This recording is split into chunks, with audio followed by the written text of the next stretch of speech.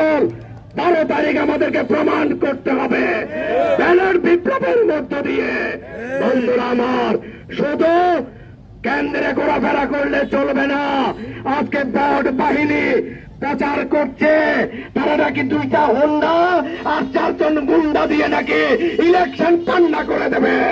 তাদের হুঁশিয়ার করে দিয়ে বলতে চাই, 17 বছর আমরা লড়াই করে রাজপথে এখনো টিকে আছে।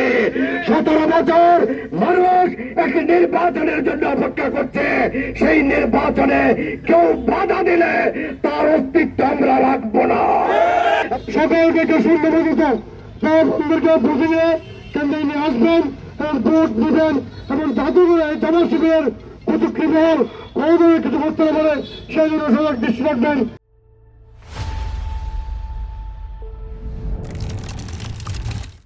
আপনারা কিছুদিন ধৈর্য ধরে 12 তারিখ পর্যন্ত আপনাদের কাছে আহ্বান জানাবো। আগামী 12 তারিখ আপনারা ধানের শীষের পক্ষে প্রত্যেকটি সেন্টারে আপনারা অবস্থান করে আপনাদের প্রত্যেকটি সেন্টারে মা বোনদেরকে আপনারা ভোট সেন্টারে নিয়ে তাদেরকে ভোট প্রয়োগ করার জন্য আপনারা পরিশ্রম করবেন, চেষ্টা করবেন এবং ধানের শীষকে নির্বাচিত করার জন্য আপনাদেরকে আহ্বান জানাচ্ছি। আমাদের প্রচারণা শেষ পর্যায়ে। সাথী ভাইরা আমার, আমাদের শুরু হয়েছে 1 মাস, শেষ 12 তারিখ। এই 12 তারিখে আমরা এই 1 মাস যে কষ্ট করেছি সেটা সফল হবে।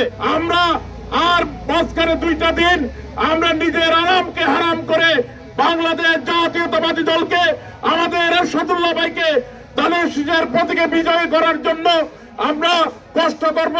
এই প্রতিজ্ঞা নিয়ে আমরা যেন আজকে এই সমাবেশ থেকে যাই। সাথী ভাইরা আমার, আমাদের প্রচারণা শেষ হয়েছে, আমাদের আসল কাজ এখনো শেষ হয় নাই। আমাদের আসল কাজ শেষ হবে 12 তারিখে ফজরের নামাজের পরে সেন্টারে গিয়ে মা বোনদেরকে নিয়ে গিয়ে সকল নেতা কর্মী এবং সর্বস্তরের মানুষকে ভোট সেন্টারে নিয়ে গিয়ে তাদেরকে ভোট দেওয়ার ব্যবস্থা করা। পরিশেষে আমাদের যে রেজাল্ট হবে, রেজাল্ট নিয়ে যাওয়া এবং সেন্টারে রেজাল্ট না হওয়া পর্যন্ত অপেক্ষা করা, এটাই আমি আপনাদের প্রতি অনুরোধ রাখবো।